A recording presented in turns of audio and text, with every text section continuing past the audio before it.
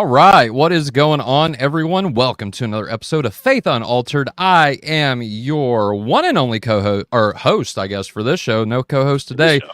For this show, I am the only host, and my name is Tyler Fowler. I want to welcome everyone, our audience, our guest, to this special super early edition of Faith Unaltered. Normally, we live stream at 7 p.m. Eastern Time every Friday, and we're going to do that tonight, actually. But you know what? We thought, let's get crazy. Let's have a double header for today.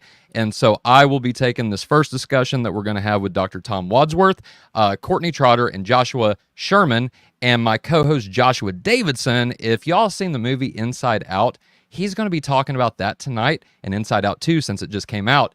He's going to be talking about both those movies tonight and putting a Christian spin on the whole movie franchise. And so it's going to be super exciting. I would highly encourage everyone who is interested in that and who loves Inside Out. I love Inside Out. Whoever loves Inside Out, check out Josh's show tonight. I don't know if there's anybody Christian podcasting that we're all connected with that has done an episode about Inside Out and psychology and all of our emotions and how things go. I don't want to give anything away. I'll let Josh do that. But with that being said, join us tonight, 7 p.m. Eastern Time, for our regular edition of Faith Unaltered. With that being said, time is super, super limited, which is exactly why I'm talking fast. Bear with me. If it's too fast for you, slow the video down. You can't during a live stream, but if you're watching this in the future, from us anyway, slow the video down. Take your time to really digest and understand what everybody here is going to be talking about today. This is extremely important conversation, and I've got one person who has dedicated 10 years to this subject, if not longer.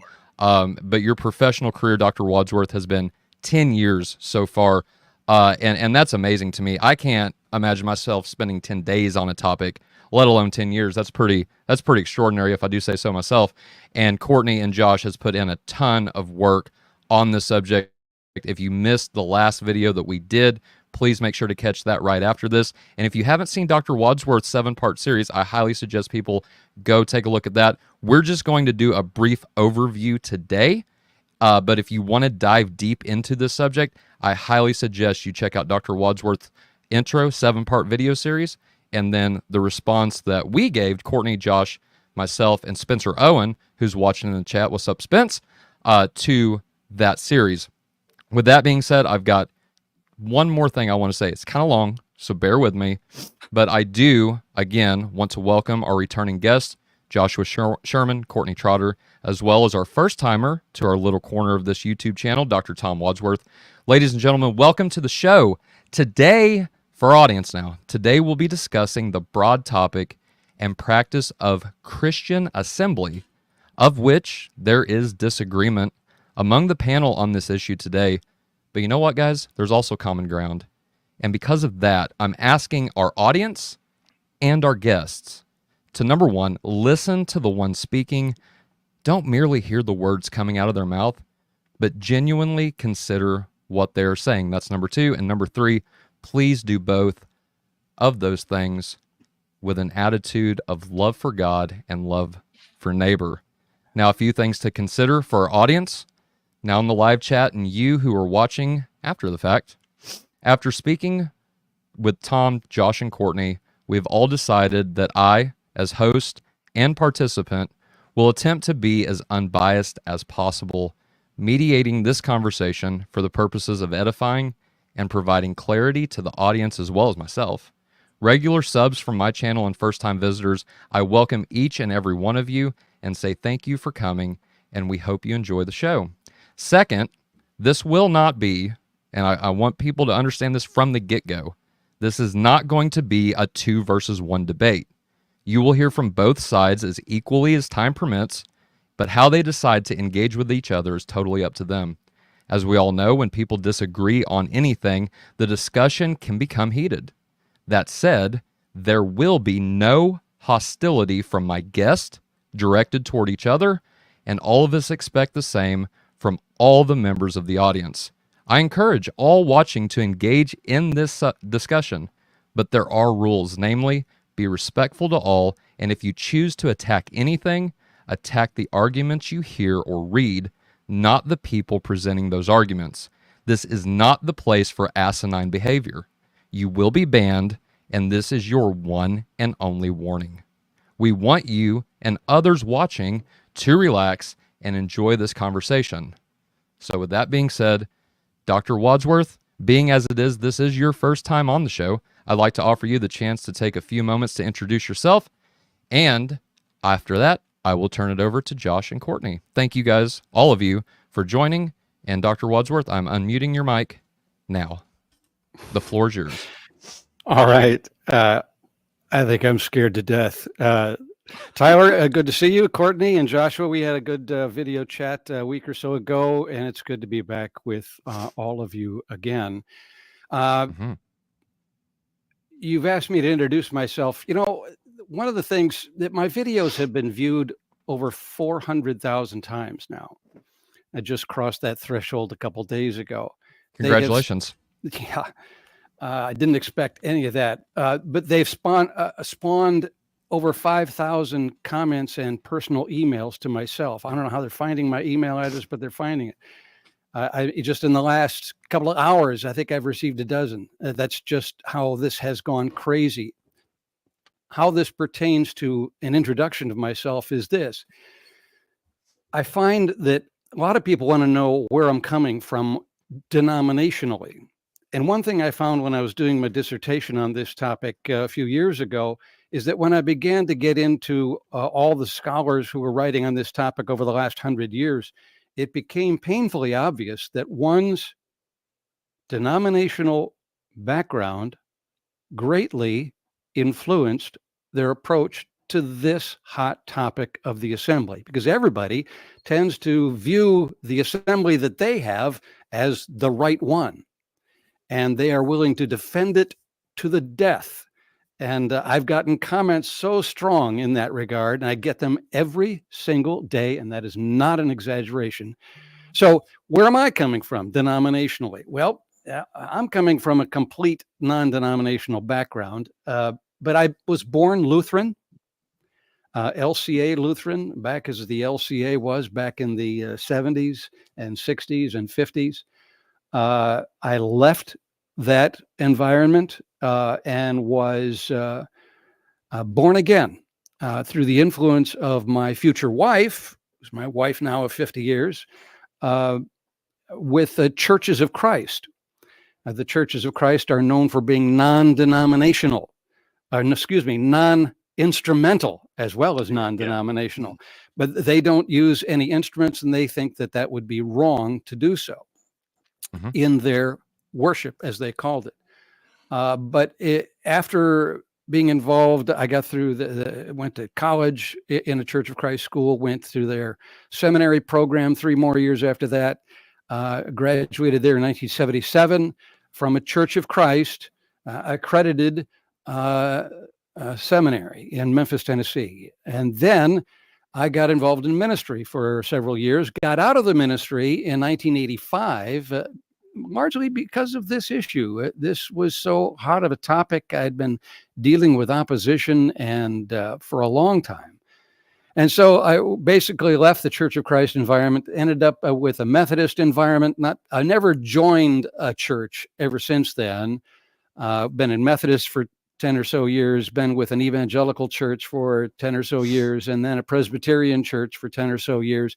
And right now I'm back in a Methodist environment, but I have no affinity or connection to Methodism or any of those churches that I have mentioned. I have all along had the approach that I just want to find out what the Bible says. And I'm going to do my best not to be colored by my church background. And when I was a minister in the Church of Christ, I did definitely find that I definitely wanted to defend what we were doing all the time, frequently. And so that's where I'm coming from. That's just a brief introduction. By the way, then in 2016, I should point this out, 2016, because I'd been studying this issue we're talking about for 40 years at that point, I decided to take my conclusions and go into a PhD program and put my conclusions through a PhD grinder to see if this stuff actually sticks when you throw it up against a PhD wall. And I was 6 years in the program, was 2.5 years working on my dissertation, all day, every day. This is not on weekends when I had time, because by then I was retired. And I devoted a ton of time to this so that I could really explore this in great depth, finish the PhD program in May of 2022. So that should tell you who I am. What do I say now? Fair enough. No, that's a really good introduction, and I know both of everybody here is, besides me, I'll ask clarifying questions here and there, but everybody's going to have a lot to say. And so what I'll do right now is hand this over to Joshua Sherman and Courtney Trotter. Lady and gentlemen, welcome. It's a pleasure to have you guys back. I love seeing y'all's smiling faces, and y'all make my day so much better whenever you both are here, for sure. But guys, how's it going? How have you been since the last time we talked? It's been pretty good for me, kind of a big week on a lot of different fronts for me and my husband. Okay. So it's been kind of exciting. And my birthday is tomorrow. So I'm excited about that. Happy birthday. I know. Many years. Right on. Yes, I know. May God grant me many years. I'll say it Amen. to myself. Amen. And so, yeah, excited about that. Also excited, about being able to go and see some friends this weekend as well. So, okay. Yeah. Well, I know we're right on, and I appreciate that, Courtney. I'm not trying to rush, but I know we are limited on time today. And so if you want to, I'm assuming this video is going to go far and wide this time, like not a lot of our videos, but I think this one will. And so if you would, for those who don't know you that are watching, please give just a brief introduction of who you are, what you're doing. I see Kairos Classrooms in the background. If you want to plug that, go for it. And I'll turn it over to Josh after that. Yeah, so my name is Courtney Trotter. I have a business where we teach Biblical Greek and Hebrew online, and it's all live instruction. So if you are interested in studying Greek and Hebrew, but you felt like you hit a wall with trying to teach yourself through a book on your own or through video classes on your own, then you can come and join us and we'll walk through the process with you. And our classes are all small, so we kind of form tight-knit community around that, and we Bible nerd out all the time. And my education initially was in foreign language education and French linguistics. So that was how I got into teaching languages, was through that linguistics background with French and stuff like that. And then once I went to seminary, obviously had an affinity there. So my business partner and I started Kairos now about 3.5 years ago. So it's been going pretty strong. So you can check us out there if you want to learn more about Greek and Hebrew. All right. Thank you for that, Courtney. Josh, what's going on, brother, man? Oh, not much. So I did just start up a new season on my podcast, Tending Our Nets. So got to interview Anthony Delgado about his book, The Gospel is Bigger Than You Think, which is really fun. Awesome. And I guess, Dr. Wadsworth, since you have a little bit about your denominational background, I'll just really quickly lay out. Okay, this is kind of where I'm coming from because I'm a mutt. I grew up in I think it was Evangelical Covenant, Baptist, and Calvary Chapel, mostly Calvary Chapel when I was in high school and formative years. Went to school at a Methodist school, so we have a little bit of the Methodist influence in common or experience. And then when we moved out to Colorado, we actually ended up at a Presbyterian church, which is interesting because a lot of the distinctive stuff that Presbyterians hold, I didn't. But that was where we ended up. And then a few years ago, ended up moving into the Eastern Orthodox Church. So I have kind of a broad range of background too, and I'm sure all of that colors where I'm coming from. So, yeah. And Courtney, what's your church background? Yeah, I was going to say, I did mention that. So I grew up Southern Baptist and am still a Baptist. So, didn't go very far. But my education in seminary was at Beeson Divinity School, which is an ecumenical seminary. So have a lot of broad experience with other traditions. And when I was in seminary, I worked in a liturgical Baptist church. So functionally like an Anglican church with credo baptism. And but have been in a lot of those. You don't see too many of those, but the tradition does exist. And so, but I've been in a lot of different Baptist contexts before and after, not just a liturgical tradition then. So, yeah. All right. Thank you both for that. introduction. And again, I know I keep saying it, time is pressed, but I will say this just real quick, just so we're all on the same page. Sherman dragged me into Eastern Orthodoxy. That's why you see a picture, or an icon, I should say, for those who don't know, picture of my saint behind me, St. Polycarp. And I will say that I grew up Baptist, independent fundamentalist Baptist church, and then lost my faith for a few years, and then came back Southern Baptist, and then I met Josh Sherman. We got to talking, and he dragged me into Orthodoxy, and here I am, a happy little Orthodox Christian. And so, Josh, you're the one I got to think about that, brother. And so it's been a fun ride so far, and so I appreciate you and love you, man. But with that being said, all right. So I can't resist the Calvinist comment, because you were a Calvinist before, and I did not drag you irresistibly. Not kicking and screaming, that's for sure. I was Southern Baptist, so we were on the Calvinist side. And if anybody's interested in that conversation, we've got a whole lot of discussions about Calvinism on our playlist, libertarian free will, and determinism. So if anybody's interested in that, go to our homepage, click the playlist button, and you can find all of my Calvinism right there. And so with that being said, all right, so let's dive in. All right, we're 18 minutes in. I know this is a super broad topic. We've got a lot to discuss. And Josh, what I'm going to do at this point, you've got an outline that's made up. You kind of shared it with everybody. And again, we're not going to use the outline, and this is just for our audience, but we're not going to use the outline as like a strict, hard set of rules, right? This is meant to be relaxed. This is meant to be fun. This is going to be a chill conversation that I hope people will benefit from genuinely. And so if you do benefit from this conversation, please share it with your friends and family and consider subscribing to the channel. All right, Josh, with that being said, brother, how do you want this to begin? I mean, I think the thing to do, if Dr. Wadsworth wants to do it, is to have him just kind of outline what he found as he studied. Okay. And then we talked about discussing some common ground that we have here, because that was something we didn't cover in the response video that we did. I think that would be a good place to start, and we can kind of go from there. All right, Dr. Wadsworth, over to you. Yeah, sure. So I think my story kind of tells what I'm saying. And in 1977, I was in my first year of preaching at a Church of Christ.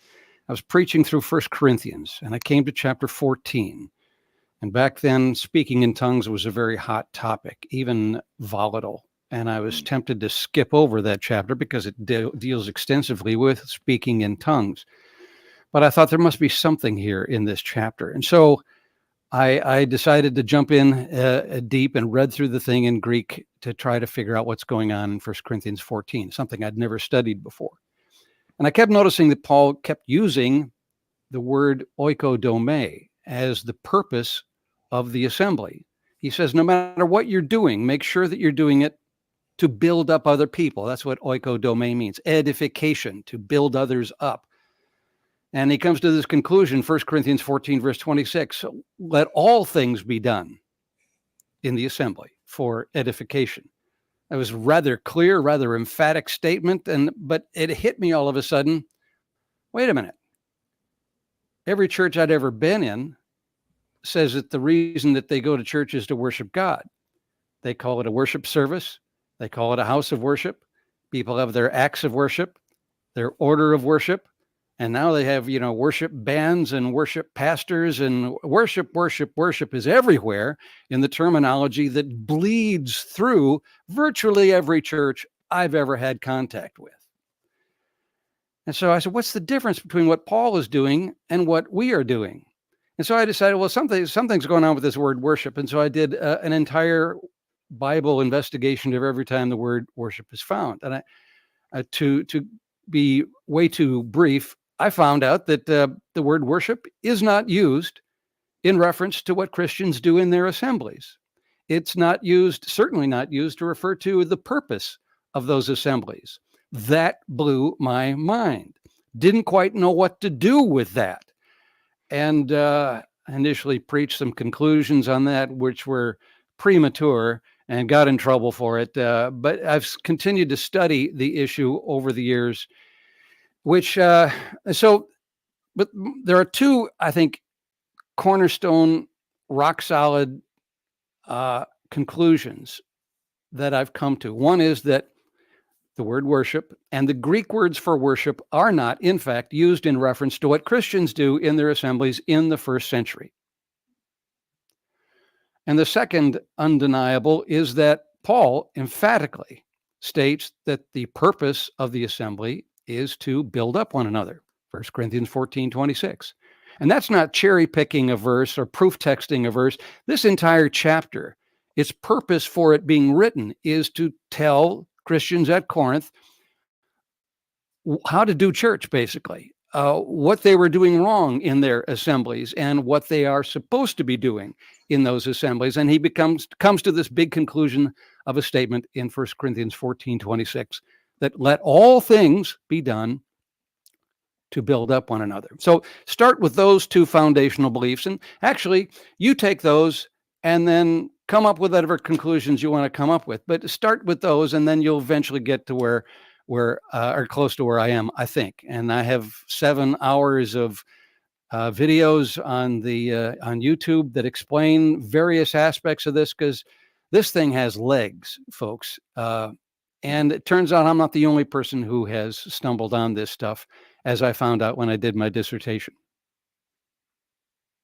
Yeah. All right. Thank you, Dr. Wadsworth. I appreciate that. I don't have any clarifying questions at this time. I think that was pretty well articulated. So, Josh, I will hand it over to you and Courtney.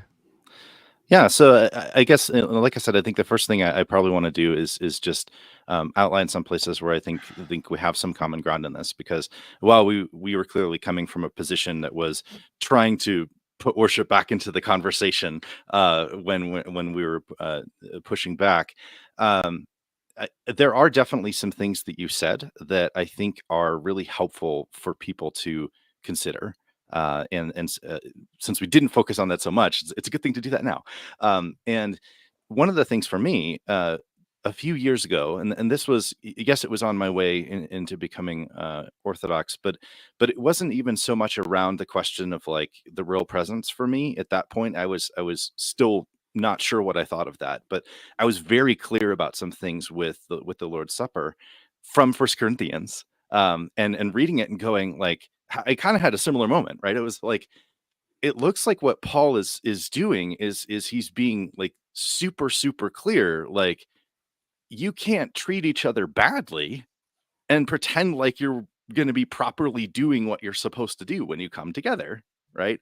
And he was even specific with that, around, the feast they were having. And he basically said, it's not the Lord's Supper because you're not doing this well. Right. So he was essentially kind of making it similar to the way that I feel like God reacted to Israel and the sacrifices and the prophets when they were kind of coming with a heart that just, was like, we're supposed to do this, and saying like, no, like, this is not the point. Don't do this. Right. So I feel like in my experience growing up, communion was something that was mostly like an individual activity that we happened to do at the same time. And it was like me and God. And it was like, let's confess our sins so that we're right with him. And then so we can receive this in a worthy manner. And that was kind of the focus. And we didn't have as much of a sense of like, this is something we are doing together as a community to build community, to have community with each other, to experience that, but also to have that communion with God too. Like there wasn't like a sense of like sitting down at the table to just have a meal together with ourselves and with God. And I really very strongly started to feel like that's what we're supposed to be doing. Where's the edification side of this? And where's that kind of cooperative side of those things? So I think for me, that's a place where I see common ground with some of the stuff that you're pushing back on, because you're saying, hey, edification is a big deal in the assembly. And like, I absolutely agree that it is.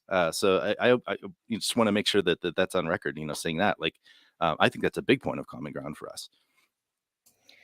Yeah, and I think another point of common ground that we've discussed as well is that you're kind of push back against the worship war mentality, that shifting from hymnody to something that looked more like secular music in the worship service, and what that did and changed in the worship service, and how a lot of people felt and still feel really disenfranchised by that move, because like the way that you come into and experience and knowledge of God is the way that you will continue to relate to him for the rest of your life.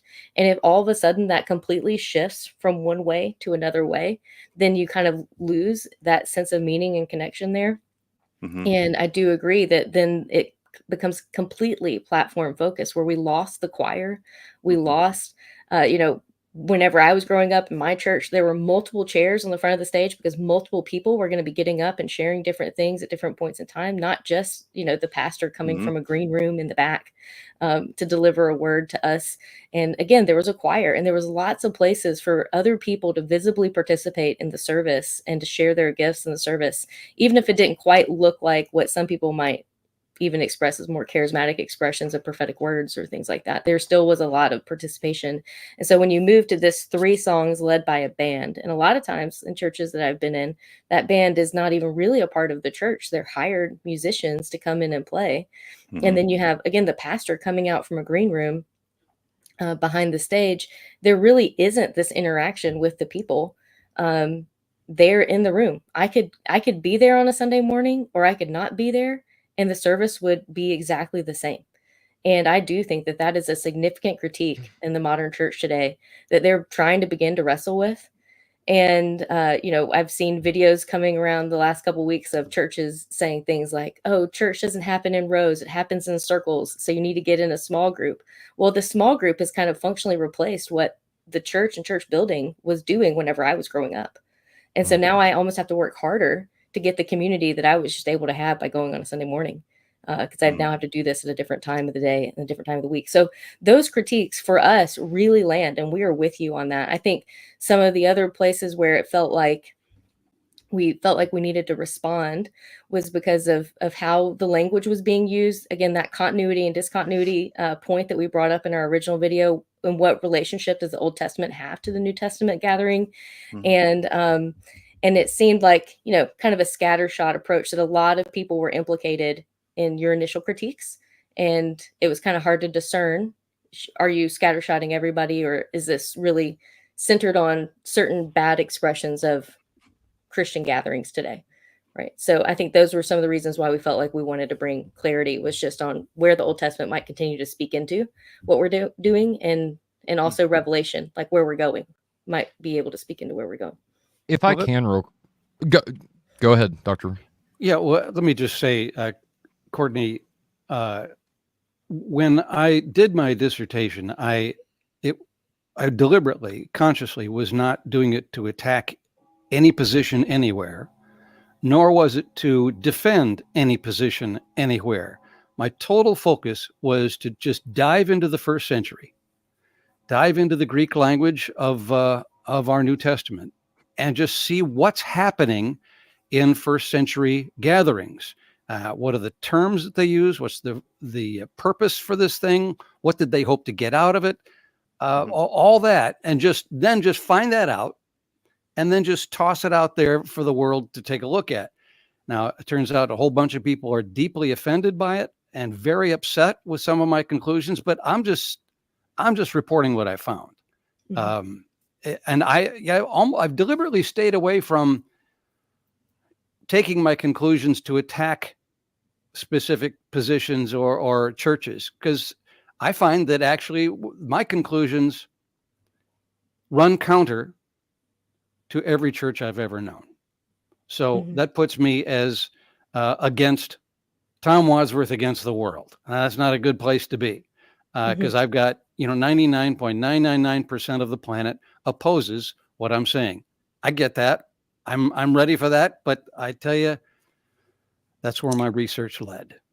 Yeah, just respectfully, not to have a gotcha moment, but I have, in just watching all of your videos, seen you mention how the worship wars changed the gatherings, and that they used to be more one another. The hymns used to have more edification built into them, these kinds of things. So I was just working off of the critiques that you had brought in other videos.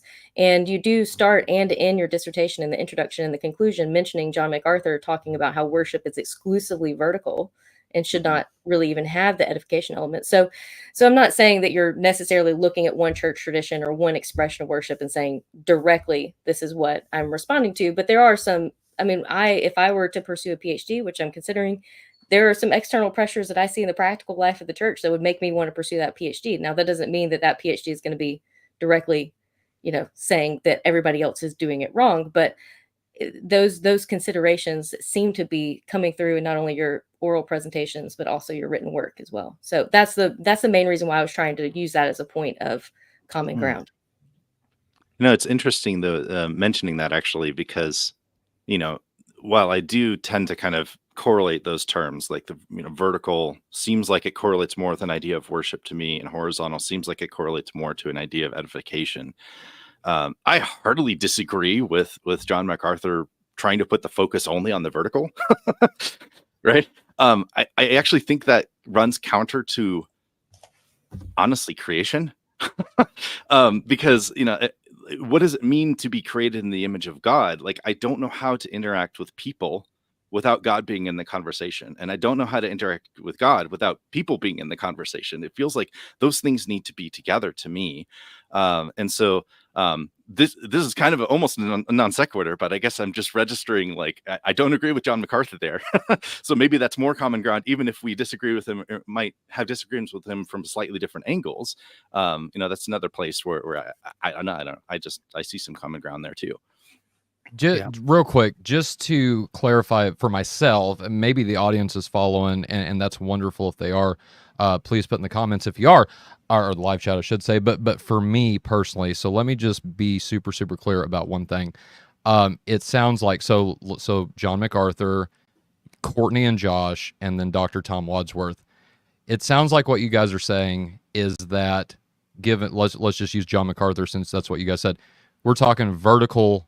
We're going to use the terms vertical only. And I'm kind of like Josh. Does it to you guys, and so to Dr. Wadsworth first, and then Courtney and Josh, please verify this as well. But whenever you guys say vertical and horizontal, does that mean vertical equals worship and horizontal equals edification? And then part two to that would be, is Courtney and Josh saying that worship and edification shouldn't be nuanced apart from each other, rather those two things go together? And Dr. Wadsworth, you're saying no, those are two separate entities. So Dr. Wadsworth, the question to you, and then over to you, Josh and Courtney, and I can clarify that if I need to. Yeah, no, that's a great clarification. Yeah, I'll let Dr. Wadsworth start with that since we're trying to work from his terms. Yeah. Okay. Well, here's the terms of horizontal and vertical. I think I first stumbled on those in the writings of I. Howard Marshall. He had an interesting article that just blew everybody's mind in 1985. Now, Howard Marshall was sort of like the dean of evangelical scholarship at that time. For 25 years, he had been the editor of Evangelical Quarterly. And he had an article in 1985, actually in Churchman Journal, that it was titled, "How Far Did the Early Christians Worship God?" And that's where he also stumbled on this remarkable fact, which I call the worship anomaly, that worship language is not used in the New Testament to refer to what Christians did in their assemblies. And so his title is, "How Far Did They Actually Worship Then?" And then that's where he enters the discussion with the words vertical and horizontal. And he has started to identify things in the assembly that are vertical and things in the assembly that are horizontal. And he makes the point that we have underemphasized the horizontal and we've overemphasized the vertical. And that's basically the same thing I'm saying. I think Howard Marshall did not do the research that I did to try to find out why modern churches are so focused on the vertical. I tried to trace the historical development, both in the early church and more recently in the last 500 years, to see why we are where we are on that. He didn't do that, but he raised that issue of horizontal and vertical. And when I say horizontal, what I mean is when we're talking to one another. And that phrase, one another, the Greek word allelon, is found like about 100 times in the New Testament to refer to Christians comforting one another, exhorting one another, praying for one another. The words go on and on and on and on with one anothering. There's clearly this horizontal activity going on in assemblies. The vertical is any assembly activity that is directed to God, like prayer, for Okay. example, Mhm. like praising God. That's a vertical thing. Like the Lord's Supper, which has, as Josh pointed out, both a horizontal focus as well as a vertical focus. So there's clearly horizontal and vertical in every assembly in the New Testament. And I don't deny that. And I never have denied that. I just want to make sure that that's clear. Yeah. I mean, Okay, I think in the pushback that we did, I had, in listening to your content, I had felt like there was enough, such a strong emphasis on edification that I didn't see as much of that sense of those two things both being there and being together. So it's really helpful to, I think, maybe just kind of clarify on that Okay. point that, maybe, did I misunderstand? Was I misunderstanding emphasis as one and not the other? Like, so thank you for clarifying on that point. I think that's really helpful. Well, and Okay. also I think it can be potentially, somewhat misleading when you say worship terms are never applied to the New Testament gathering, and you define worship as such activities that are vertically oriented. And you've even said, some things like, they didn't really care about singing, or singing wasn't really important to them. And the singing that should be done horizontally and things like that. And so it kind of gives this impression that vertical activities kind of aren't being done. And Okay. and I think that others who have even interviewed you kind of get that impression as well. And so that have positively interviewed you, who brought you on their channel.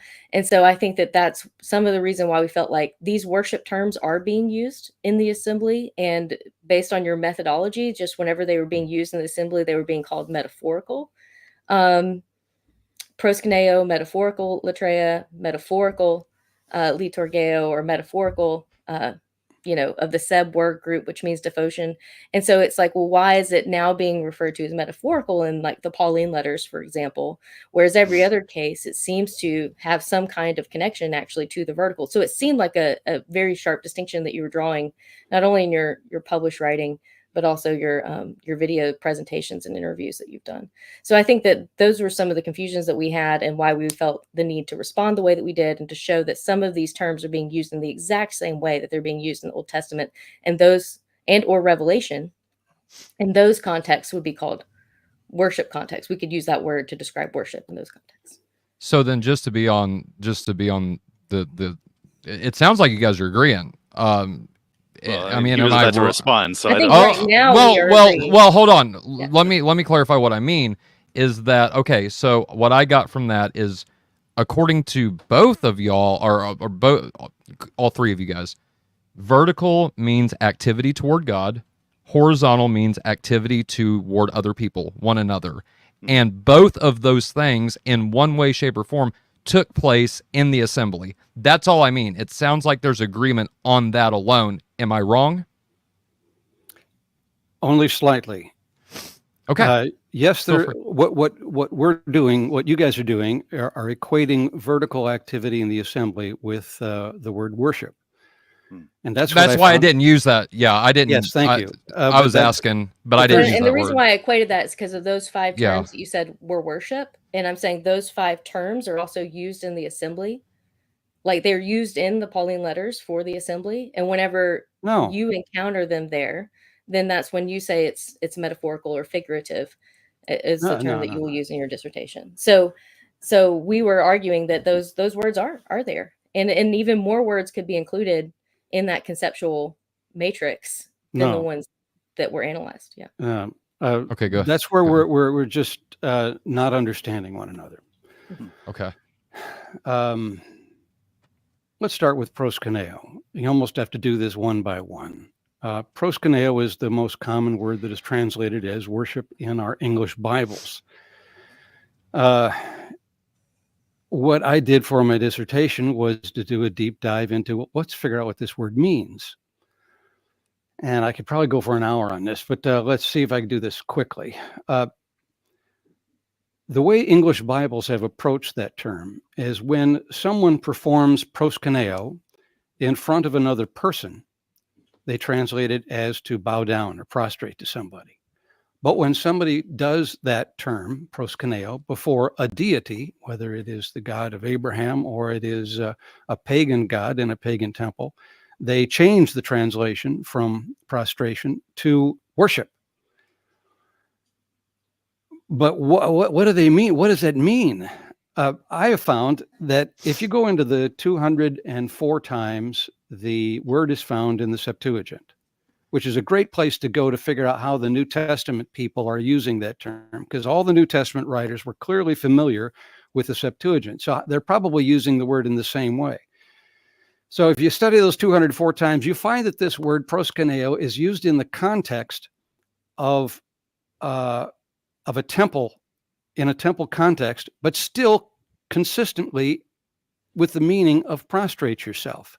And how do we know that? Well, because there's several what I call prostration indicators that are found in the context when proskuneo is found throughout the Old and the New Testament as well.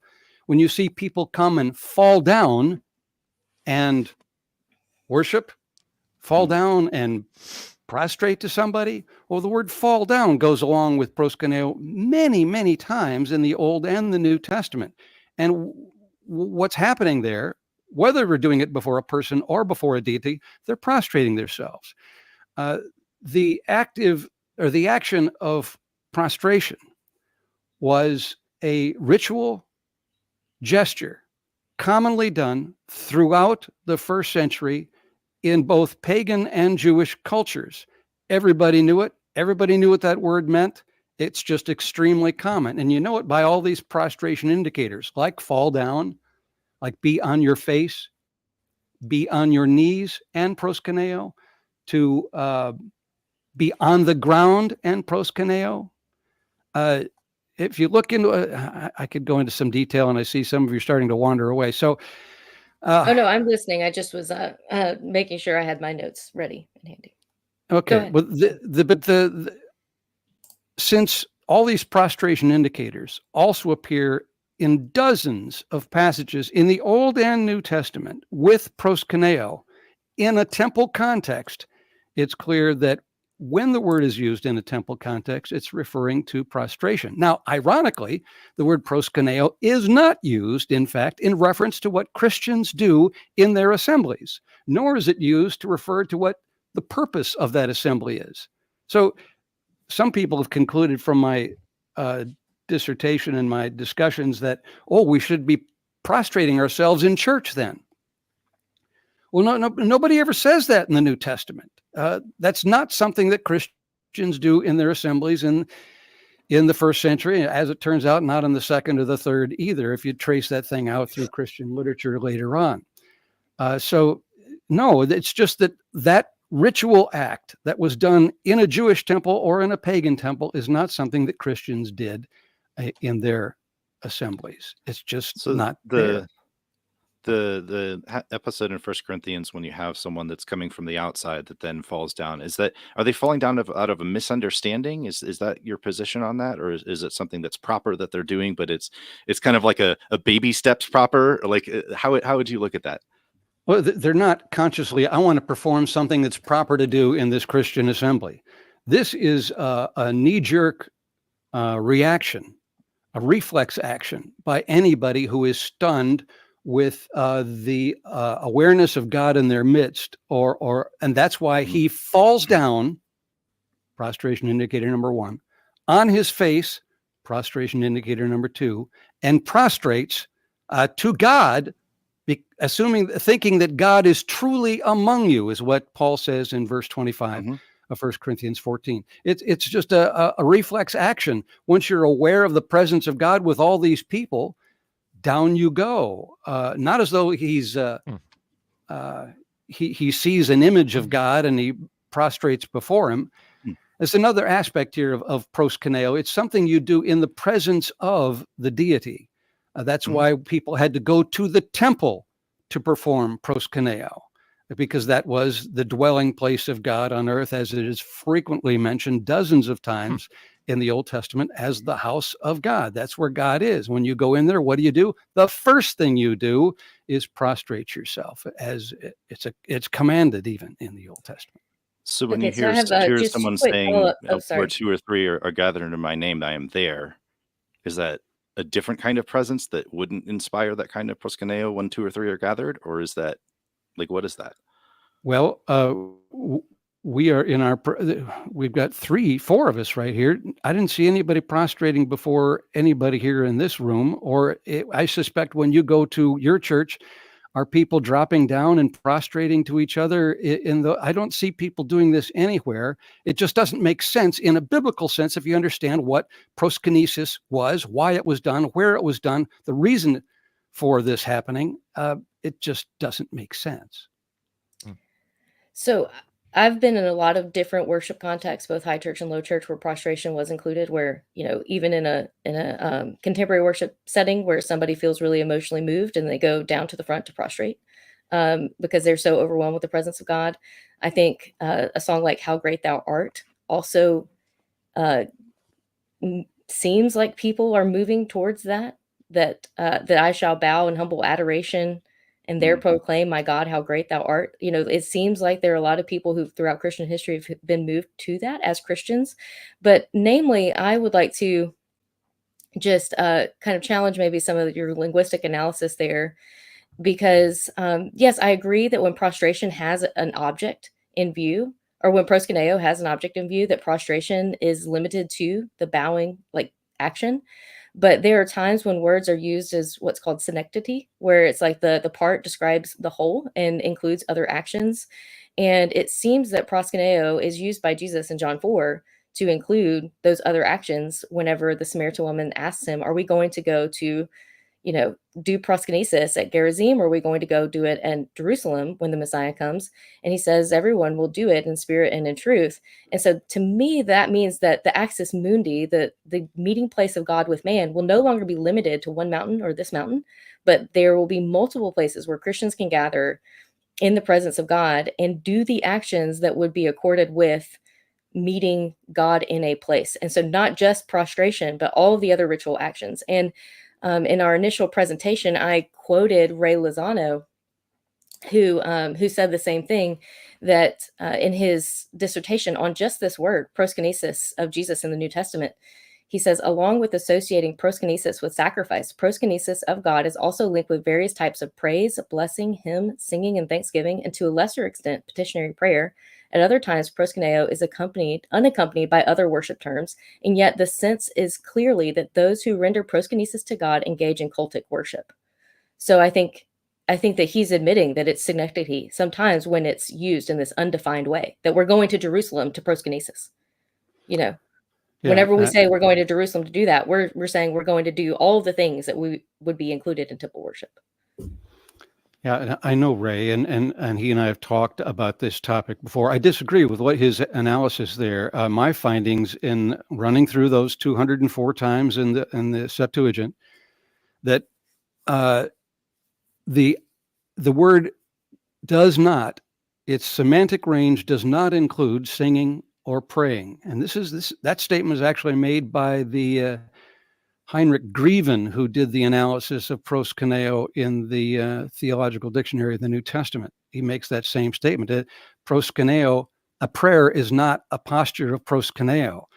So if you want to just cite other scholars who are saying these things, they're saying different things. But what matters is what is the context of all these passages indicate.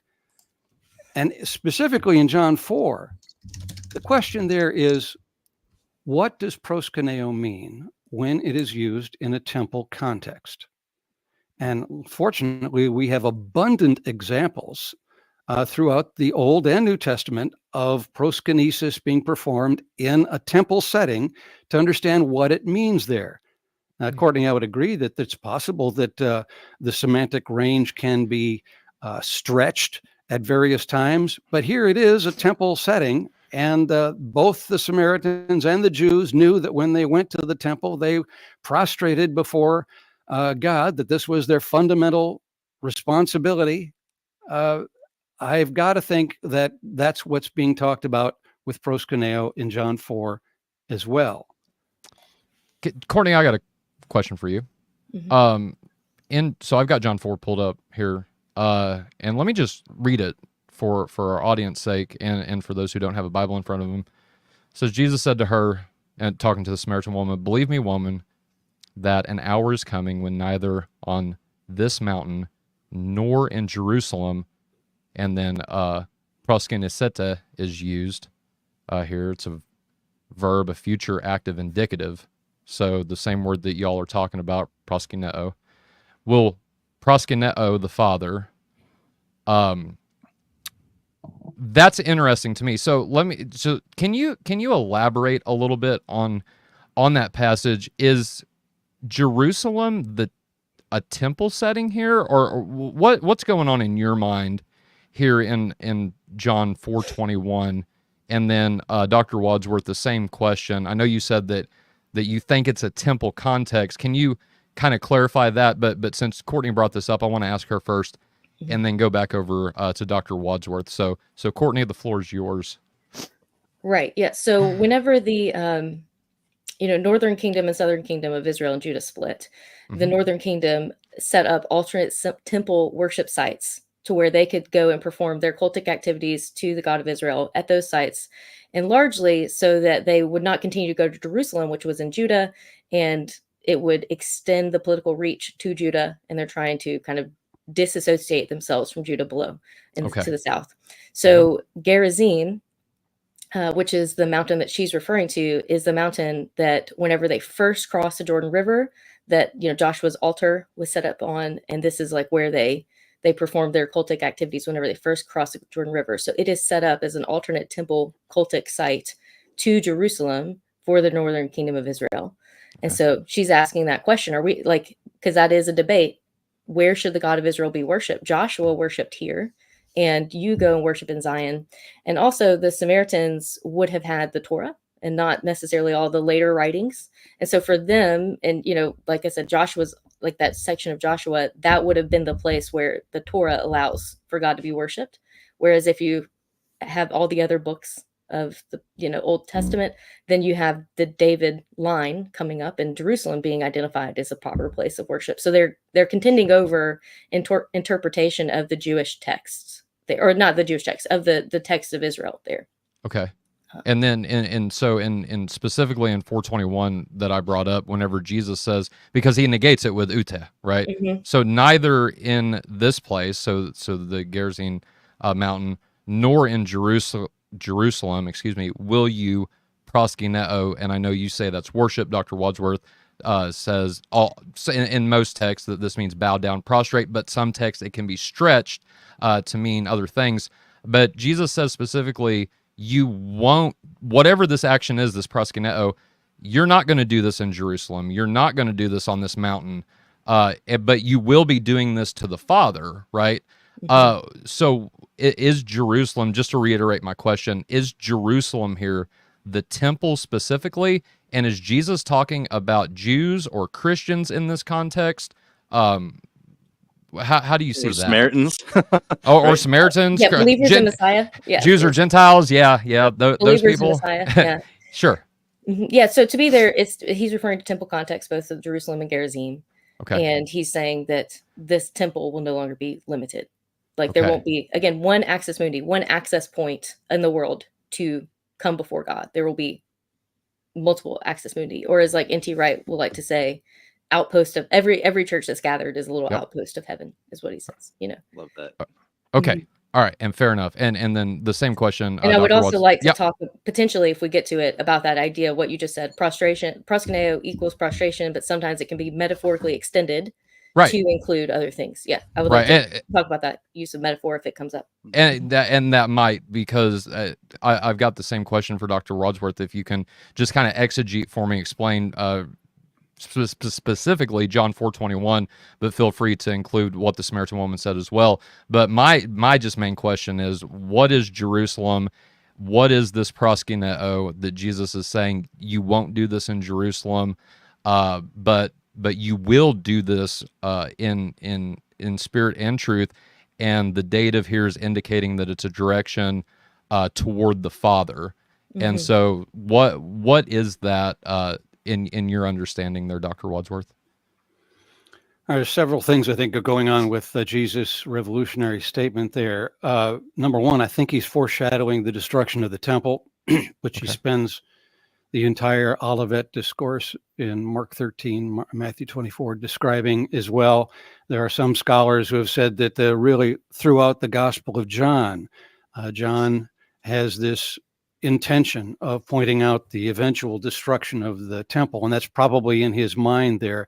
It is neither in this mountain, Mount Gerizim, nor in Jerusalem, where the temple is, where you will prostrate to the Father, but rather the neither thing is important here because he uses a parallel structure.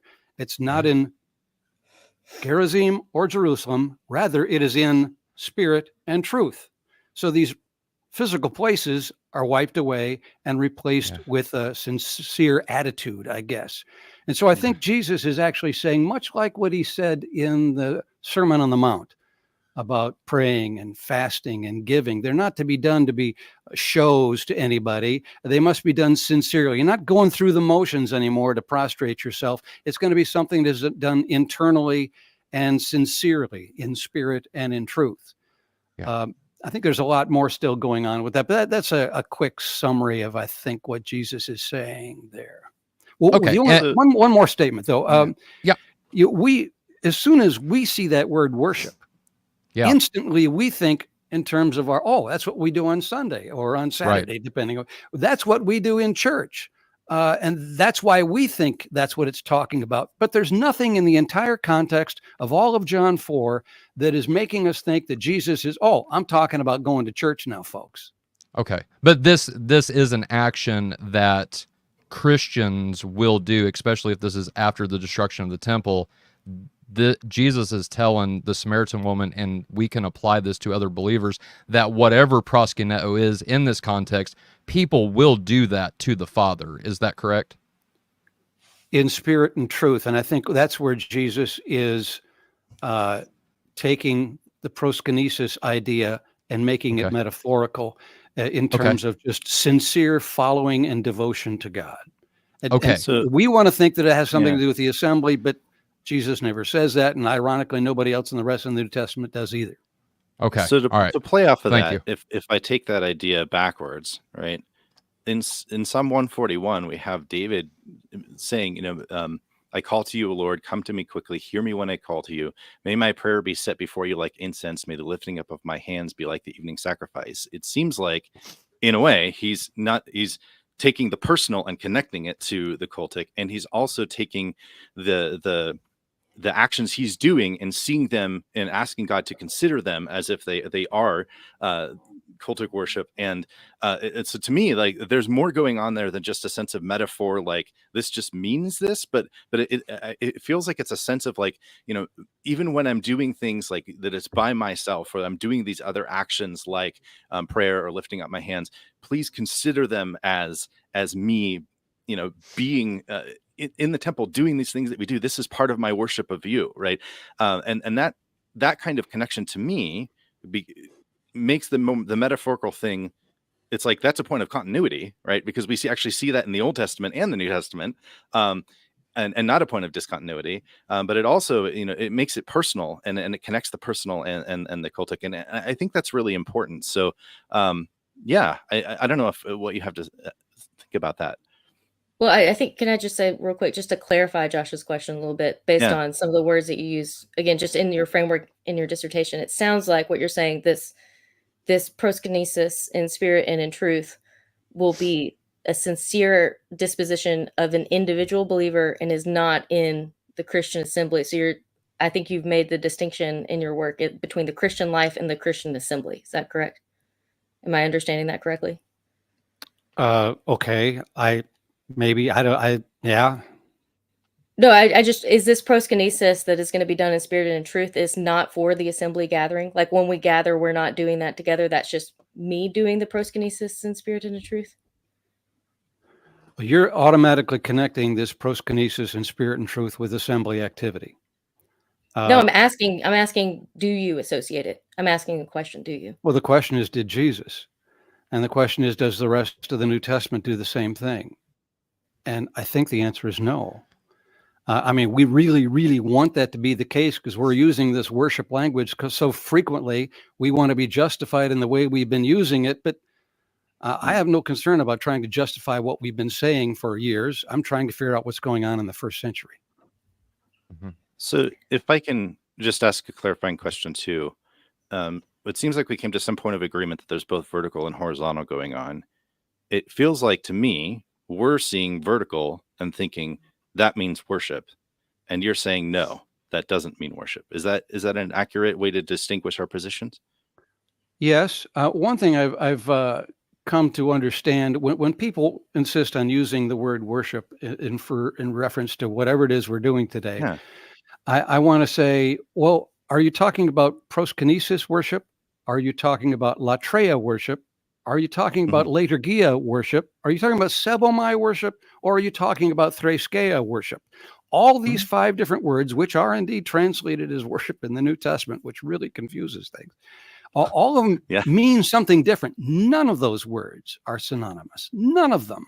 And I would even contend that the word worship is a bad translation of any of them because it just leads to mass confusion. And that confusion is evident even in our discussion here today.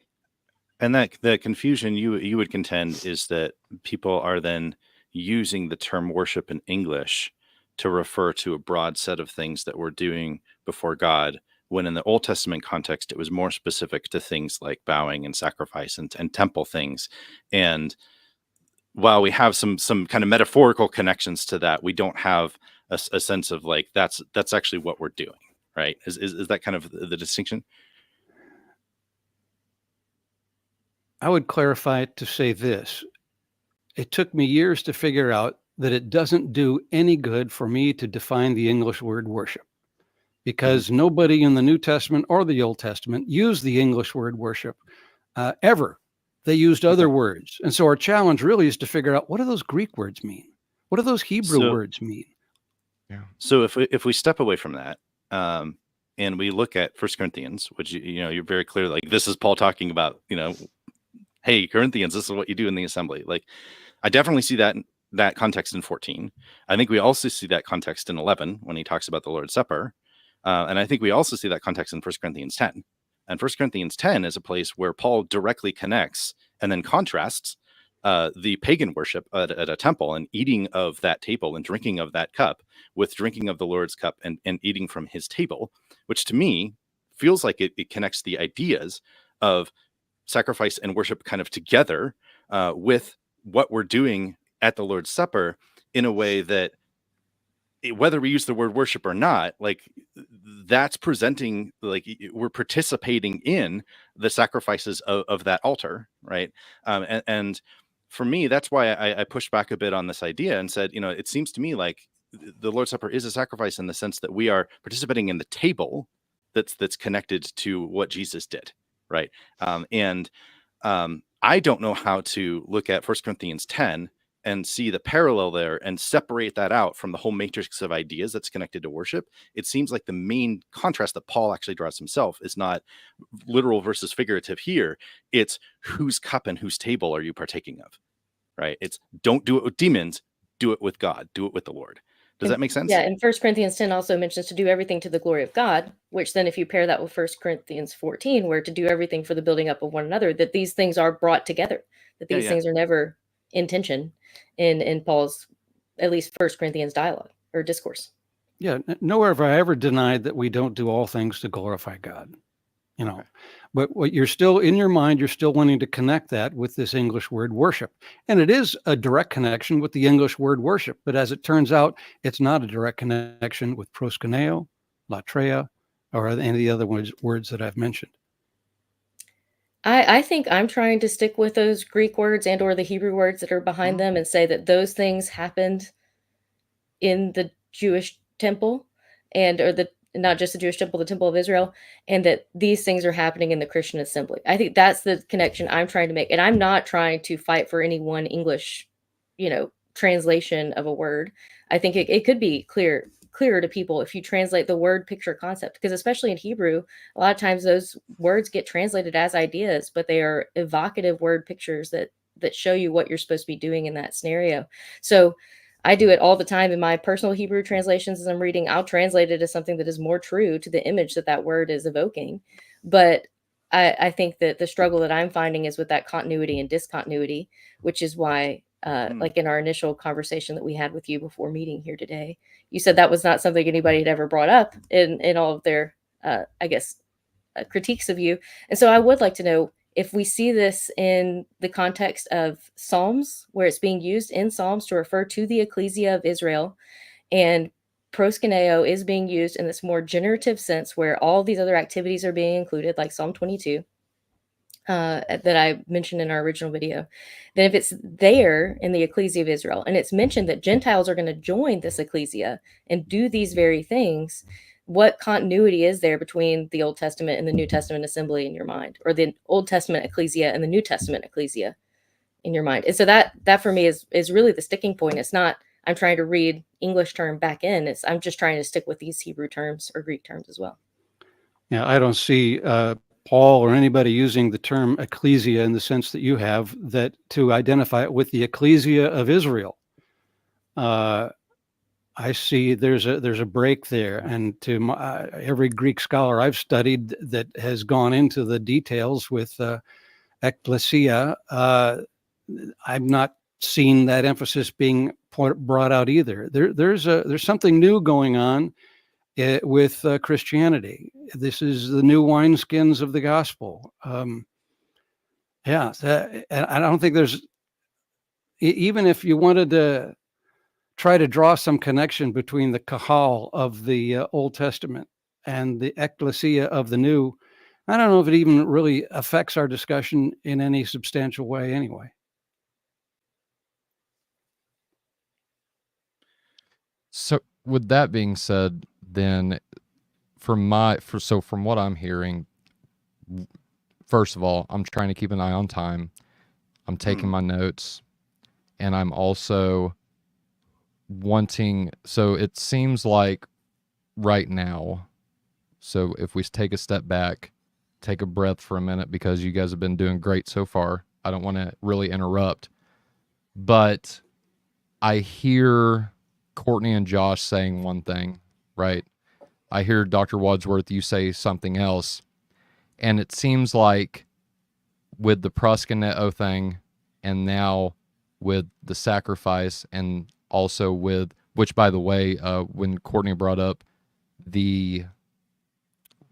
what I labeled in our outline as worldview transfer, worldview carryover, it's like we're almost getting there, but then something happens to where there's like an impasse that's being brought. And so I don't want to try to hash out two different topics that we've kind of touched on in this conversation, that we all agreed upon, that, you know, we wanted to talk about this, that, and the other. So two were just brought up back to back. I don't think that's fair, given how the proskuneo discussion went. That was really good. But I want to ask you guys at this point. So Courtney, you brought up worldview carryover. Josh, you brought up sacrifice. Dr. Wadsworth, we've got about 20 minutes left now. Is there any one of those that you would like to touch on? Because I think they both asked you a question in that. Yeah. But I think we can go further than just, you know, I just disagree with your definition. I think we can get further than that. You see what I'm saying? So is there any one of those that you would like to hash out a little bit more? Or even if he wants to challenge our view, because I think we've asked some questions of him, and if he wants to ask questions of us and see how we would defend it, that works for me too. So I don't want him to be on the back foot. Right. Well, let's talk Josh's point about the idea of the Lord's Supper being a sacrifice in 1 Corinthians 10. Okay. I don't see it at all. What Paul was doing in 1 Corinthians 10, he uses the word participation, or this sharing.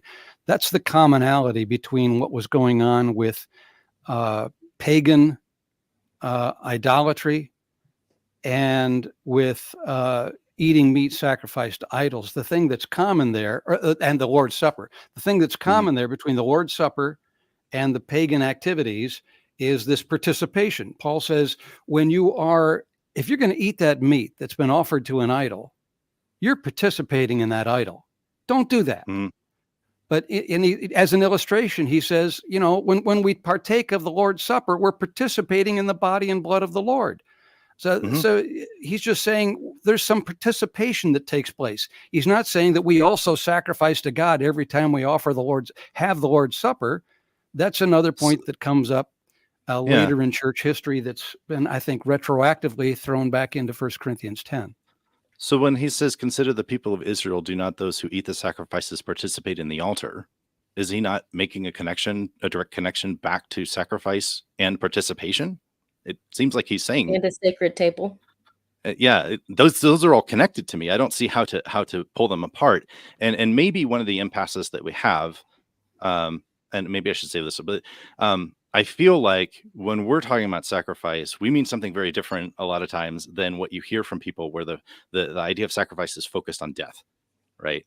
Because for us, sacrifice is primarily about participating with God in hospitality, in communion, and it involved bringing food, and a lot of that food didn't involve death, right? You have cereal offerings, you have grain offerings, you have oil that's poured over it, you have salt put on it. The thing that's placed on the altar is not a live animal that then gets killed. It's actually like food portions, basically. Like for us, those things are so connected that when we see, it's like, okay, the people who eat the sacrifices participate in the altar, and Paul was talking about this in the context of the cup and the table of the Lord.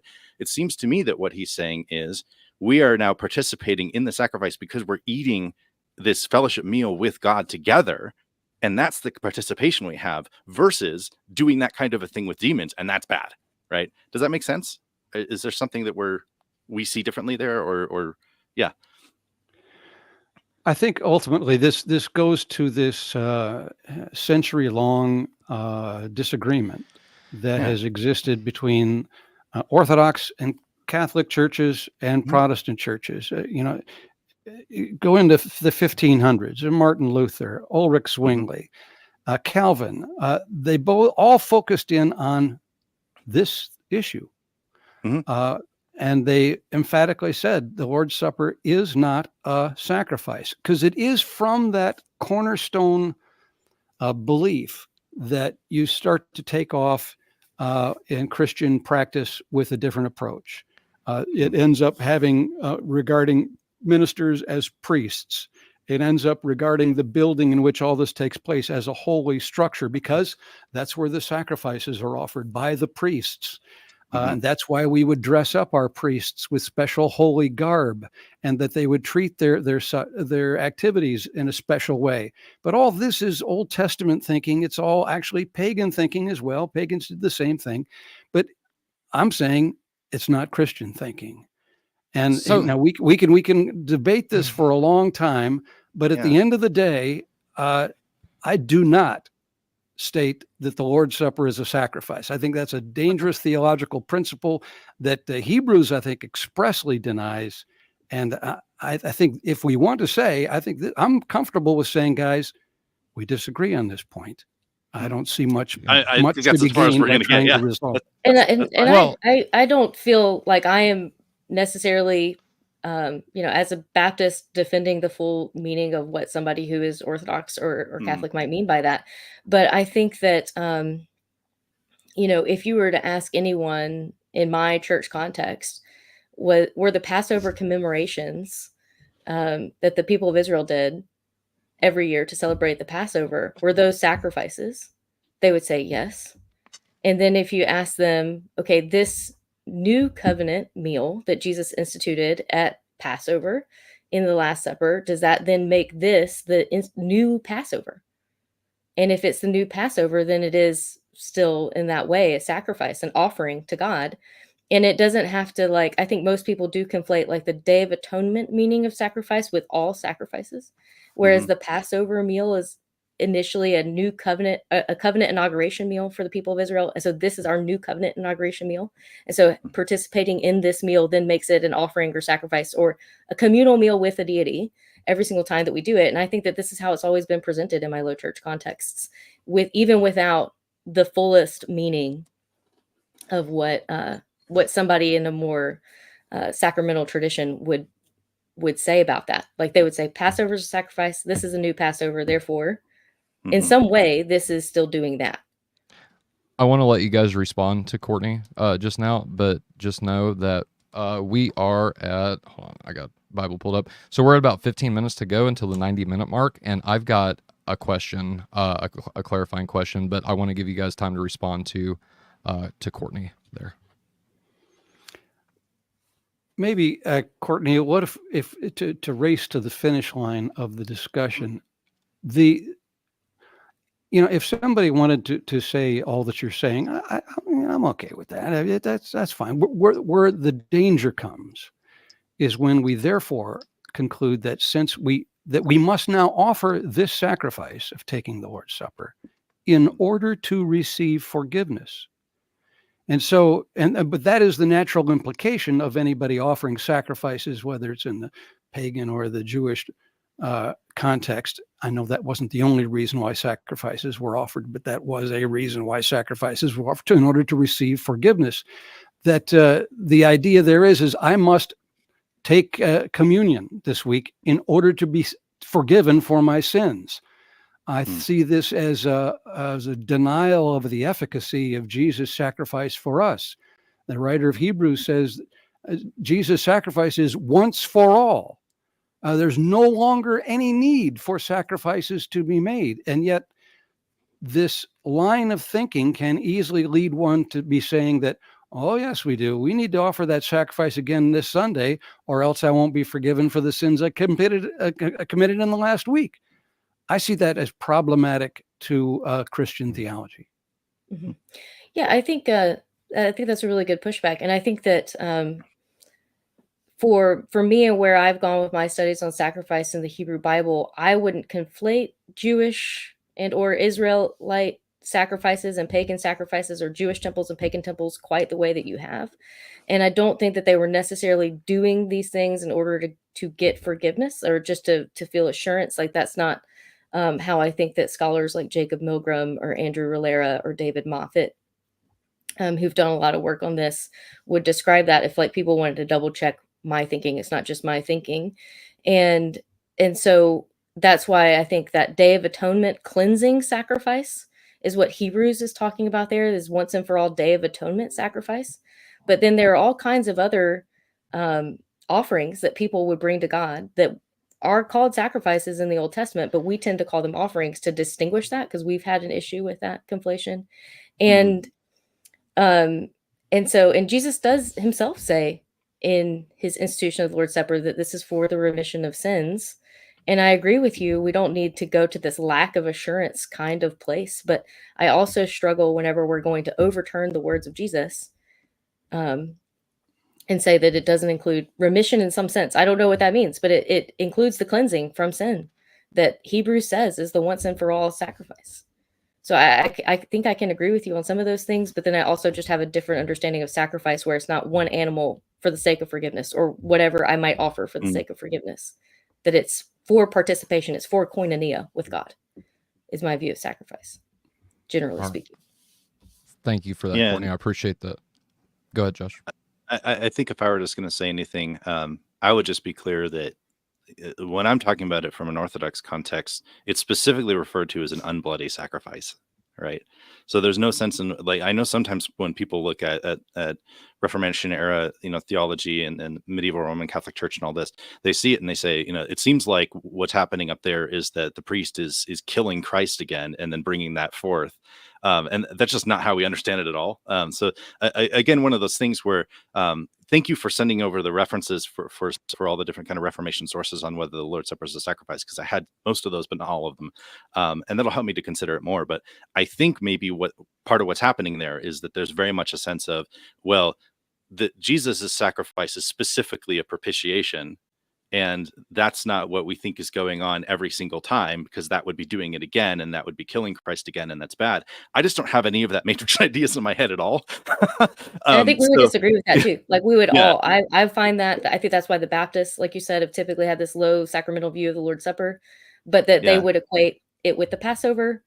And then if they, generally speaking, my grandfather was my home church pastor, he would just read the passage from Luke and or the passage from Paul at the institution. And it says, this is for the remission of sins. And so that's just included in those words. And so I think that some bare connection to a sacrificial idea is there, even in the lowest of church settings, if you were just reading Jesus's own words of institution, even if we're not talking about propitiation like Josh is talking about. Because I agree with you. I am with the reformers on that. So I think this is another place where we found some commonality there. So even if we didn't think we would, I think we found some agreement that we don't want that version of sacrifice. Okay, awesome. That was great, guys. I really appreciate that. And so I just got one final question then, and it goes back to what Josh and Tom were just talking about, or Dr. Wadsworth, excuse me, about the idea of the reformers saying that the body and blood of Christ, the bread and wine, however we want to phrase this, all of us have these ideas in our head that we differ with each other, and that this, that, and the other. And my question then at this point is, I know I'm a person who, and I know there's a handful of different people that watch this channel that are on both sides of this equation. I personally take tradition very, very authoritatively. I think that, as an Orthodox Christian, I do. There's also people on here that doesn't, they don't care about tradition. And then you've got a lot of people that are in the middle. It seems like and this is just my point of view, I could be wrong, and I'm not talking about anybody here, but just other people that we've had on the show. It seems like where early church fathers and even reformers later on, where they agree, where that person and this person agree, yeah, I'm cool with that. They got that right. But where there's something different being said by an early church father, or even as what Orthodox Christians would call the consensus of the saints, if the person that I'm talking to or interviewing disagrees with that, well, then they're wrong, right? And so just my question is, and it's a super simple one. Dr. Wadsworth, you brought up that, and I wrote it down. So Martin Luther, Zwingli, and I think you said John Calvin. Correct me if I'm wrong on that. But they said Westminster that, and Heidelberg as well. Yeah, correct. Yeah. So these guys said that the and I forget exactly how you worded it, but the Lord's Supper is not a sacrifice. And correct me if I'm wrong on that. Is that how you phrase that? I think that's what I just said. Yeah, I think like Zwingli says the Mass is not a sacrifice. That's his words, but the word Mass is being used synonymously with Lord's Supper. Yeah. Okay, and fair enough. And so to continue my question then, so that's fine. And I want to ask you and both Josh this as well. So I've got, I've done a lot of research on what the church throughout the centuries has said about this topic. I've got quotes from St. Ignatius of Antioch, and let me just quote, or not quote, but just name three people who were in the second century, early second century. So St. Ignatius of Antioch is from 110 AD, St. Justin Martyr is from 100 to 165 AD, and St. Irenaeus of Lyons is from 140 AD to 202 AD. The three things that all these guys have in common, and saints, I would say, is that they all describe the flesh and the Eucharist, or the bread and wine, as a sacrifice. And so my question just to both of you, and Josh, I'll start with you first. Whenever you see someone in church history, or multiple views even in church history, because there are multiple views, how do you really understand who's, let's say they're saying contradictory things, right? There's a way in which they both cannot be true, right? This is just simple logic. You're saying that the body and blood of Christ is a sacrifice. This guy over here saying it's not, right? How do you come to the truth of the matter on that issue? What do you look for? What's the activity that you do? Like how do you justify that in your mind? Well, which one of these guys are right? Okay, so I think for me, it's a few things, right? So all of us are going to come at that from our context. There's just no way to escape that, right? Sure. So then we kind of have to ask ourselves the questions about our context and the presuppositions we're bringing and all of that. So being aware of those presuppositions and that context, I think, is helpful for anybody. It's not that they're all bad. Gadamer talks about this in philosophy of interpretation, where it's like, we all have a context, and that's actually good because it means it's a starting place, right? Yeah. So he kind of looks at that and says, like, even if they are limitations, they're limitations that at least give us a place to start, right? Because there is no beauty from nowhere. We have to start somewhere. So let's start with what we have. Let's be thoughtful about it, and then let's converse with the text. In this case, that would be conversing with the text of Scripture. It'd be conversing with the writings or traditions or whatever it was, to try to figure out whatever someone wrote or said aligns with Scripture, how it fits together, right? Yeah. So I'm definitely going to be bringing Scripture into the conversation. I'm also going to be looking at things and saying, okay, these things sound like they disagree, but do they? Right? Because there are a lot of things in, and we had this conversation right now just about sacrifice, the difference of the idea of death versus food and all those things. Like those are ideas that people had very different ideas about, and that could just be the disagreement. It could just be definitions, right? So I want to know that. And then for me, it's looking at it and saying, I am going to try to be as consistent with what I see happening from the beginning and throughout time and across, time and place as I can. Obviously that means for me being more in line with someone like Ignatius or Justin Martyr or whatever, and seeing more value in what they had to say, because for me, that's an expression of the church that Christ founded, and said he would lead into all truth. That is kind of the headspace I would be in doing that. And then obviously discussions with people that disagree are actually helpful most of the time, because then they start to uncover more of those presuppositions and ask good questions. And you go, oh, actually, maybe I was misreading this person, or maybe I understood that, so I think all of those things are helpful. Okay. No, and I say that because I know that's, there's a lot of people, watching just our show in general that say, well, you guys got two people who disagree on there. How do I justify in my head who's right? Right. And whenever you just bring the idea of scripture into it, well, I want to give the benefit of the doubt, especially to the saints who we would call saints. But at least if we're not going to call them saints, these are the texts that in God's providence, he seems to have preserved for us. Maybe that's a presupposition, but all I know is we have them and we can see what they wrote. But no, I hear what you're saying. And all what I was going to say about that was, it seems like all these people are using the scriptures to justify their claims, right? And that becomes a problem whenever we all use the scripture and presuppositions and other things, but the scripture is the center point of our justifications for why we come to the conclusions that we do. I just something that's running through my head, but I don't want to ramble anymore. Dr. Wadsworth, the same question for you. I can repeat it if you would like. And then Courtney, I'd love your input on this as well, as we're wrapping up. I view the value of 2nd, 3rd, 4th century literature as just an enormous beneficial reservoir of data that helps us understand where they were at that point in time. And there's no question that there's an evolution of thought taking place in various areas of Christian thinking throughout that area. And that's a key benefit of going back in there and seeing what Irenaeus is saying and what Origen is saying and Cyprian and so on. I did a good bit of that in video number 6, where I tried to trace these ideas about worship and sacrifice and such through the 1st century and see what's going on there that appears to be different than what was taking place in the 1st century. As far as what I regard as authoritative, that's really the issue.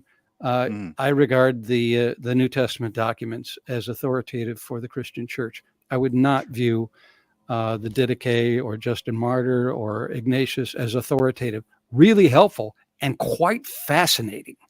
I can't get enough of that stuff myself, but not authoritative. Yeah. Courtney, you want that question, or you want me to pass over? Pass over. See? Yeah. I'll pass on that question. Are we giving closing thoughts now? Because I know we're right up against time. Yeah. Go ahead. Yeah, I think for me, one thing that, again, we just briefly touched on that worldview carryover, but this also does relate to sacrifices and things like that. Sure. And even some of the linguistic discussions that we got into, is that I don't think we really described how we were using the word metaphor all that well and what that means. And I think that there's a lot of work that has been done in linguistics on metaphor theory, and semantics and semiotics is a study of the meaning of words. And I think that metaphors always, I'll just say it very quickly, metaphors always are grounded with a concrete reality. And so whenever you do metaphorical extension, you are including that concrete reality into the metaphor, into the conceptual world. So if Paul were to say that, because I see Revelation, like his comment here, that the Messiah was going to get rid of all sacrifices. I lost it, but he's saying, wasn't the Messiah going to do all of that to get rid of all sacrifices? Well, if Paul is saying that we're going to offer our bodies, for instance, as living sacrifices, then that is grounded in the conceptual reality of what sacrifices then mean. And so he's extending that in a certain way to the Christian assembly that is not divorced from and creating a new and totally separate reality. That's like what metaphor theory is saying. And then we have all of these texts that describe in the Old Testament people being offered up as sacrifices to God. The Levites are sacrifices. The Gentiles are going to come and offer sacrifices to the mountain Lord in Isaiah 66. So like these things are in some way being continued into the New Testament assembly, which again, I would say that word ecclesia is referring to the worshiping congregation of Israel. And so therefore, also by metaphorical extension, if Gentiles are included into it, we are not creating a new separate Gentile reality of what the ecclesia is, but they are now being included into the worshiping people of Israel. And some people are being broken off from that who don't follow Messiah, just like Paul says in Romans chapter 11. So we're not creating a whole new reality called the church. We're continuing this one worshiping reality that stretches all the way back to Genesis chapter 4 with the first offerings that were brought to God and brought before God, and that extend all the way into Revelation, where we see the worshiping congregation around the throne of the Lamb. So these metaphors are not, like I said, divorced from a concrete reality just because we're calling them metaphor. They are grounded in and extended from the concrete reality. And that's, like I said, metaphor theory related to cognitive linguistics and semantics. And there's a really good book printed by Lexham called Linguistics and Biblical Exegesis, where they kind of compile a lot of this recent understanding of how to understand the relationship of words to meaning in the fields of cognitive linguistics and metaphor theory, if you wanted to check that out further. Courtney, I appreciate that, your closing remarks. I'm going to hand it over to Tom here in just a second. But Courtney, real quick, where can people find you if they want more from you? Yeah, you can reach out to me at our website, Kairos Classroom. We also have a YouTube channel where we post videos where we dig into Greek and Hebrew, try to find new insights there that we couldn't see otherwise, like we couldn't see with our regular English translation. So I resonate with Dr. Wadsworth on that sometimes our English translation obscures some of the cool and exciting things that are happening in Greek and Hebrew. And so you can check us out on there at Kairos Classroom is our YouTube channel name as well. If you want to personally get in contact with me on my on the website, you can email me directly. It's Courtney at kairosclassroom.com. So those are the best ways. All right. Thank you so much. Dr. Wadsworth, I know you were pressed for time, and we're a little bit over, actually, and so I want to go ahead and hand it over to you, and also make the offer that if you have to go, we're wrapping up, and so if you need to leave, please feel free. But yeah, I'll hand it over to you to give your final thoughts on this conversation, and then the same question: where can people find you on the internet if they want more from you, or if you want to direct us to your publications? That would be fantastic. Yeah. Okay. So if somebody wants to know more of what I'm talking about, go to YouTube, look for Tom Wadsworth, and you'll see my videos are there. And there apparently is something going on with the interest in this topic, in that we're approaching 500,000 people who are watching this stuff now, which is just bizarre.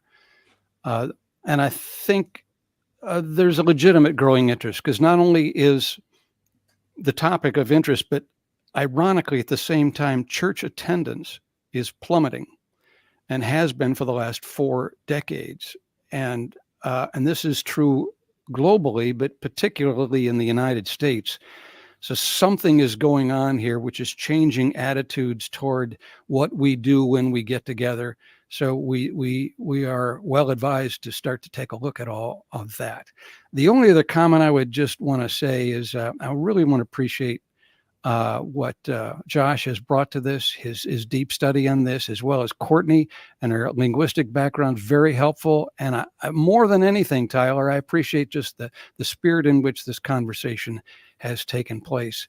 I respect each one of you. I listen carefully to what you're saying, and I consider you a brother and sister in Christ.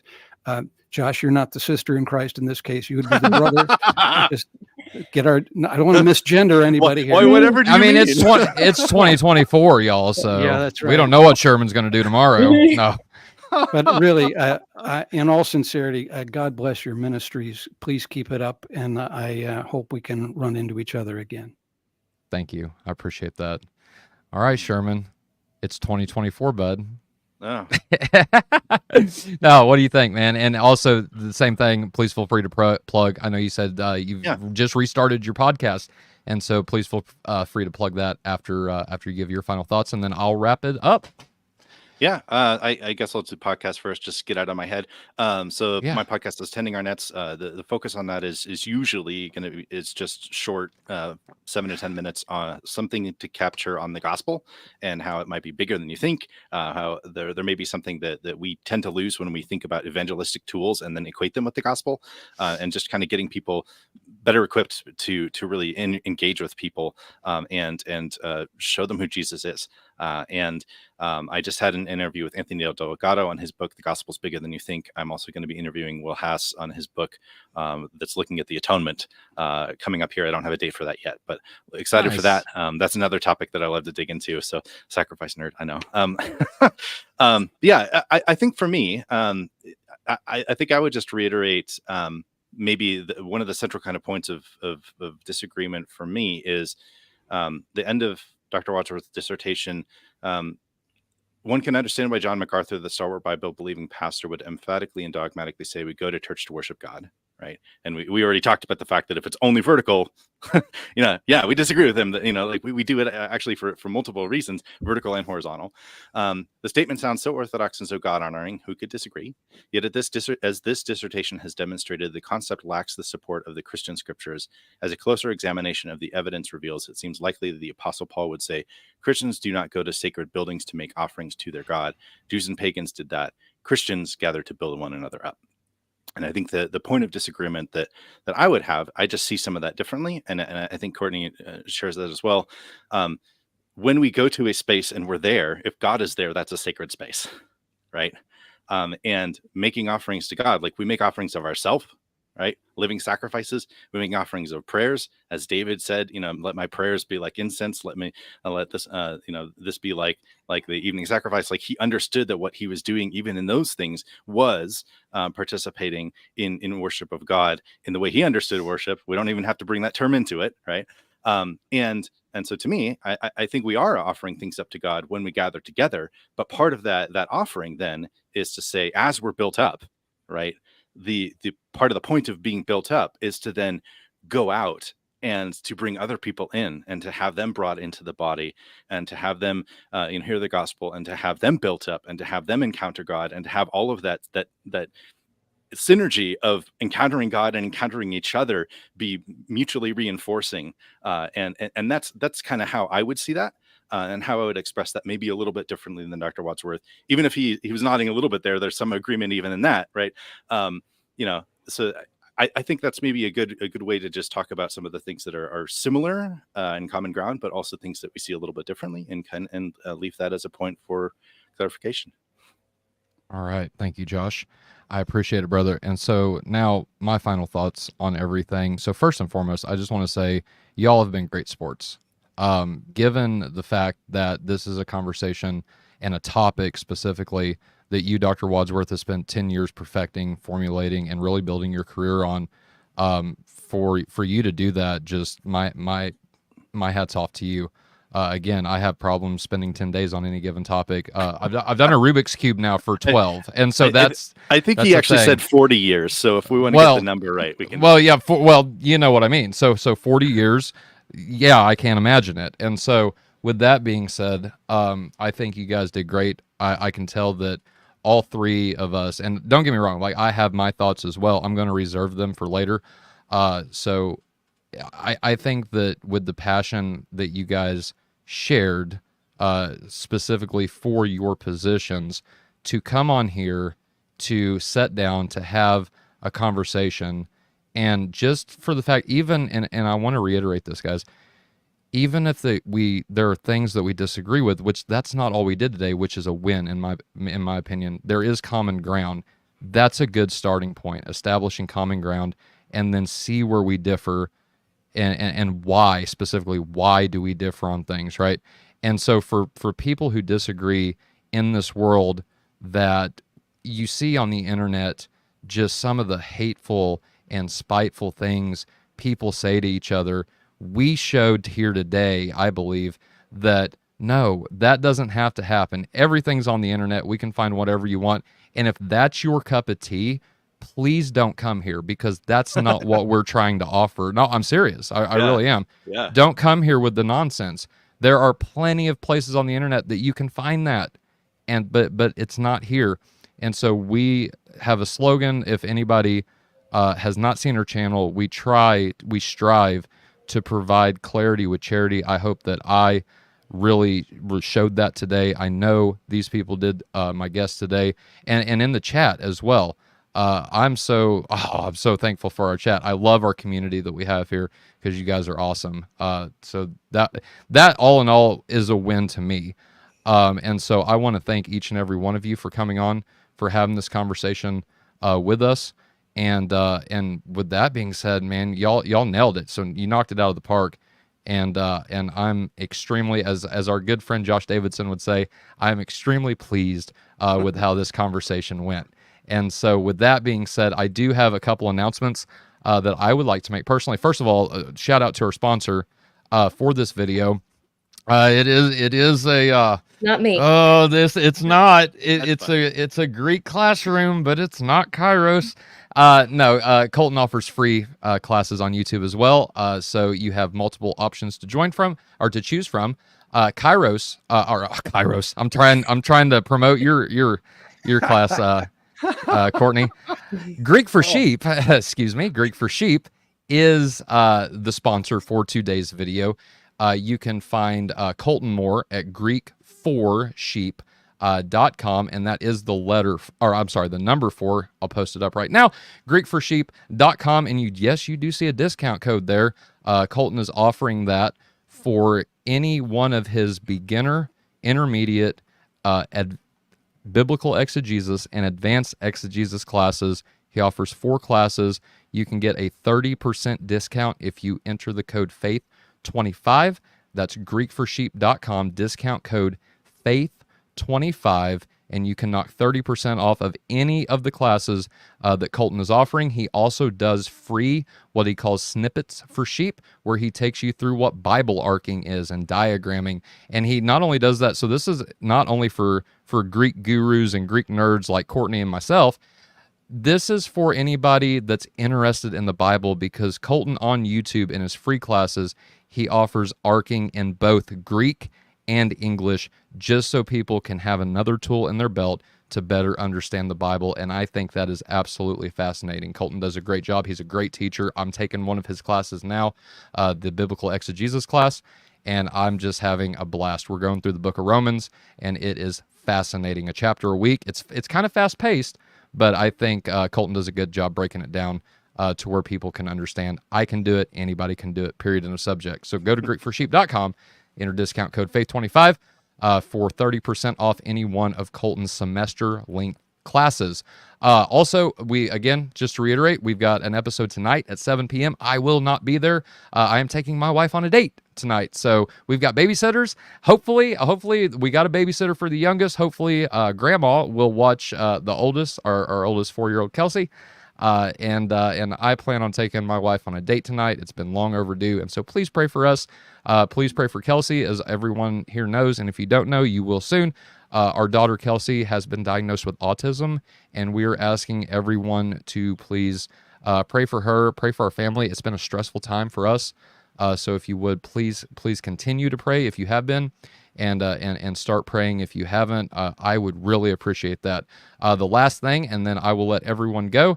If you liked what you heard today, if you want more, please consider looking at more episodes. We've got over 600 episodes on our channel. We're starting to get close to that million. We're halfway there. We've got 500,000 views on our videos. And I am just super proud of what Faith Unaltered has become. And so if you're into these different kinds of discussions, anywhere from interviews, debates, informal discussions like we had today, and just all around practical teaching, theology, philosophy of religion, Dale does a really great job at that. Consider subscribing to our channel. It's free.